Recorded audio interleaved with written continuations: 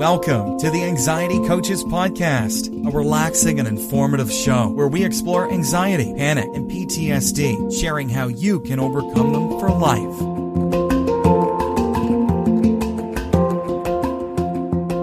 Aloha! Welcome back to the Anxiety Coaches Podcast. I'm your host and coach, Gina Ryan, and I am so happy to be with you again today as together we can consider the many ways to bring your mind and body back to its natural peace and calm. In today's episode, I want to talk about using your nervous system to actually calm down your anxiety. When we are facing a lot of stress and pressure, anxiety is often not far behind. With that in mind, it's good to take preventative measures and keep the nervous system on an even keel or in its sweet spot to be well-resourced and handled what comes. We can respond to increased stress and pressures in two ways with our nervous system. One is to move into hyper arousal.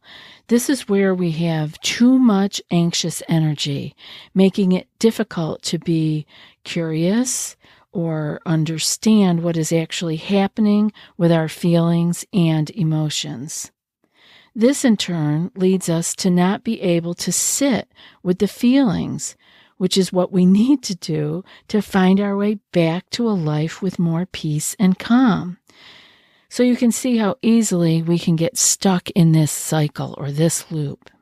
The other way that we can respond is through hypo arousal, where we have little or no energy, which is where we shut down. We close off our ability to reach our feelings and emotions or to talk about them, or find the desire to do what we need to do to bring us back into more peace and calm.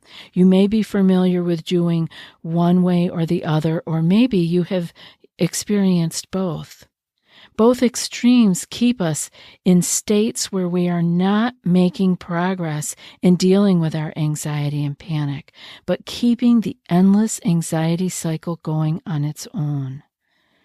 The ability to work with life's difficulties and challenges requires us to be further away from panic-type energy or low shut-down energy and needs us to be closer to the middle ground, that sweet spot or access an even keel.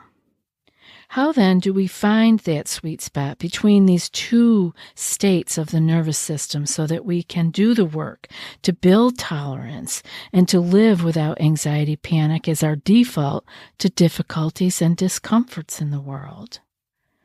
We do this by cultivating a whole body response with warmheartedness. Finding ways to encourage this warm-hearted response in us will then be our first work to deal with the discomfort and challenges life presents. So what on earth is warm-heartedness and what does it constitute? A feeling of being cared for is warm-heartedness. Feeling included, feeling seen, feeling wanted, feeling valued. Those are all feelings that we receive and that can trigger our warm-heartedness. Notice I said that these feelings are ones that we receive. These are coming from outside of us, and we are perceiving this feeling. On the other hand, we can give feelings that trigger warm-heartedness.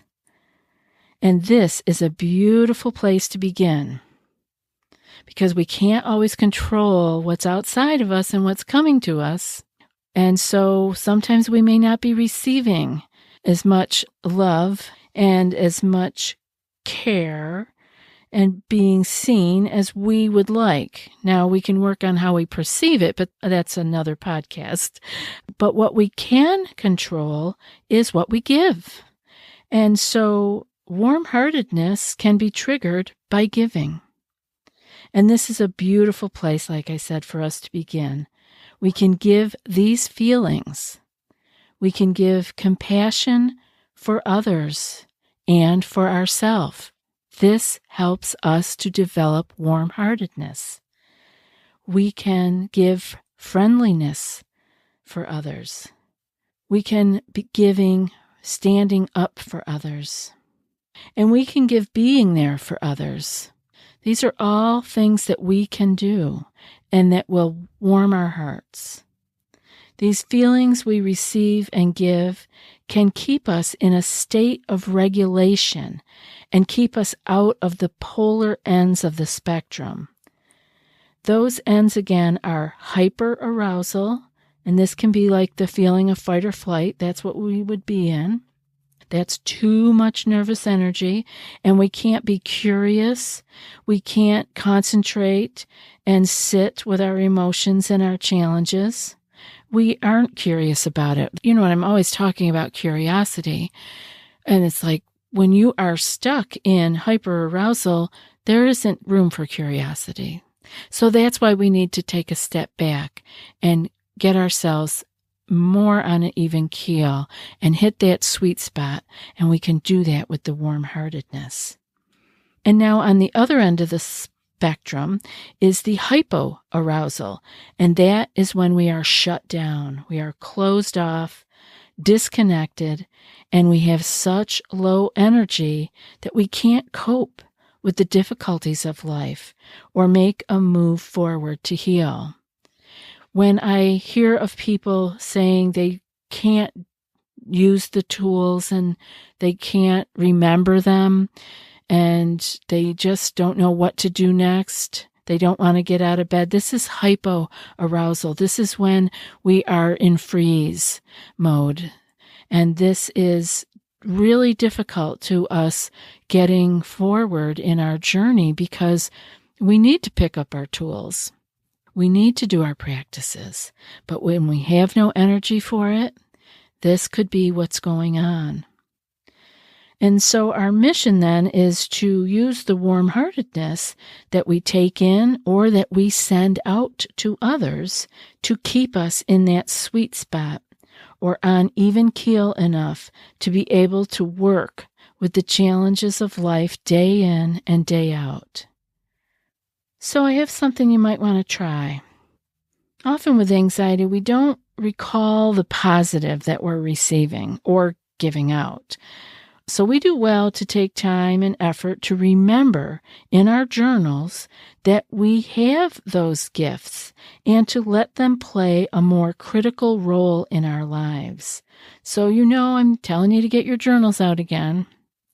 If you haven't started a journal yet, as I always say, this would be a perfect opportunity to do so.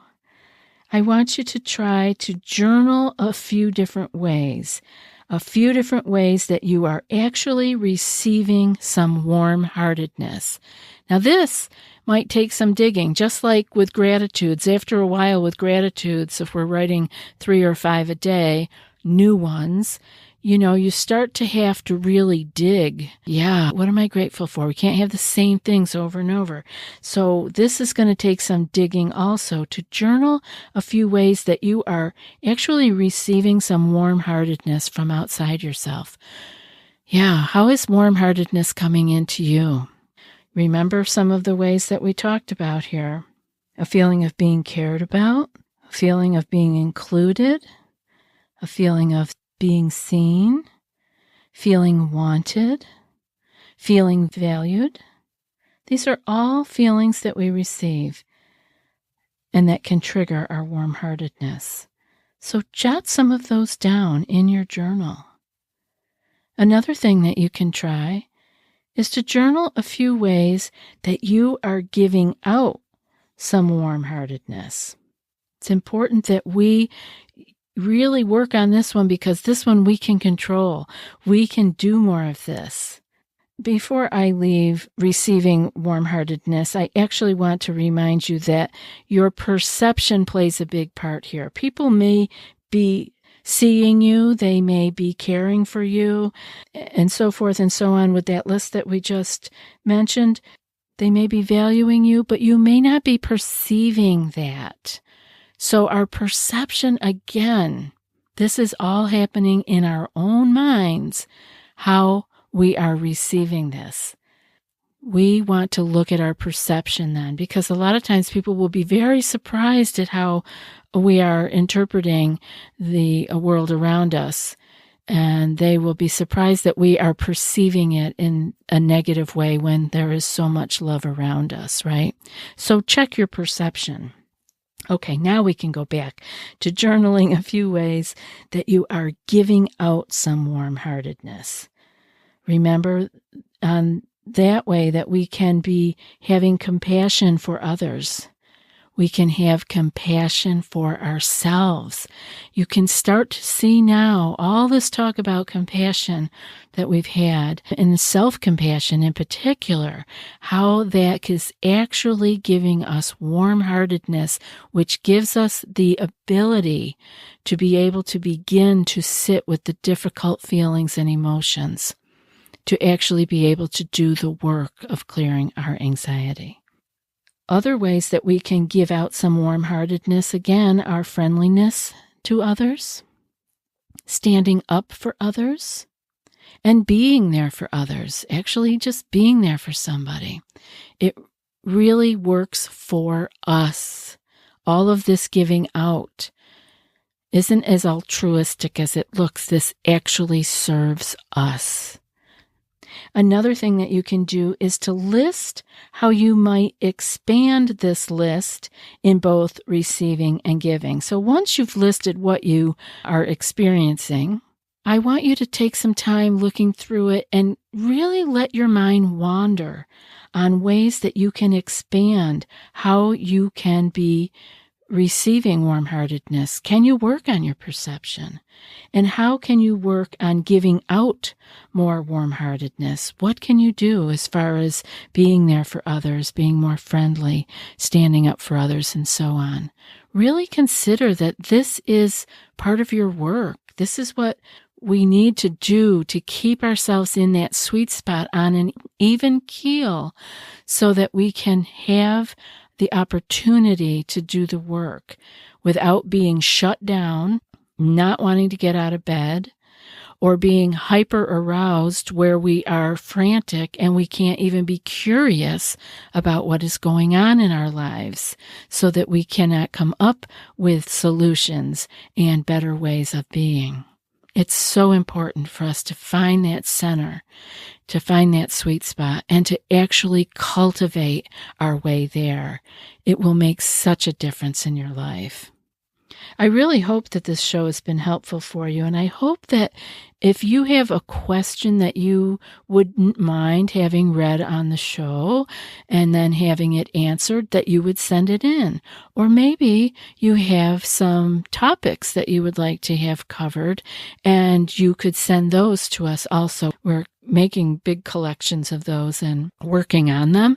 And so putting them into little categories and finding out what we can talk about here that you are wanting to hear. So send those to anxietycoachespodcast@gmail.com. I look forward to reading them. That's it for today's episode.